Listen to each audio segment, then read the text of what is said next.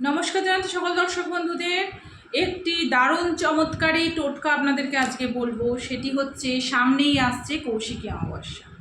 তো এই কৌশিকী অমাবস্যায় আপনারা কী করবেন বলে দিচ্ছি। সেটা একটি চাল কুমড়ো কিনবেন, আর আপনাদের যতগুলো মনে করছেন আপনাদের সমস্যা হয়ে রয়েছে, মেন সমস্যাগুলো, সেই অনুযায়ী পেরেক কিনবেন।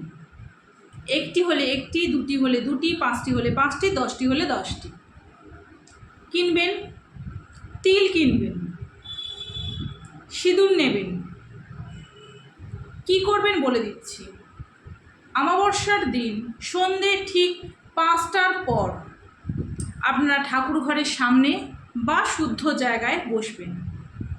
চাল কুমড়োটাকে সামনে রাখবেন, সিঁদুরের 5টা ফোঁটা দেবেন। যতগুলো পেরেক নিচ্ছেন, একটি হোক, 5টি হোক, 10টি হোক, যতগুলি মনস্কামনা, ততগুলি মনস্কামনায় পেরেকটিকে বলে আপনারা ওর মধ্যে গেঁথে দেবেন। এইভাবে যতগুলি সমস্যা রয়েছে ততগুলি পেরেক আপনারা গাঁথবেন। গাঁথা হয়ে যাওয়ার পর ওইটিকে একটি লাল কাপড়ে ভালো করে মুড়বেন। নিজেদের মনস্কামনা জানাবেন, ঠাকুরের সামনে ওইটিকে আরতি করবেন, ধূপ দেবেন, ধুনো দেবেন, আরতি করবেন। করা হয়ে যাবার পর কোনো স্রোতমান জলে বা আশেপাশে কোনো জলাশয় যদি থাকে আপনাদের, সেই জায়গায় ভাসান দিয়ে দেবেন।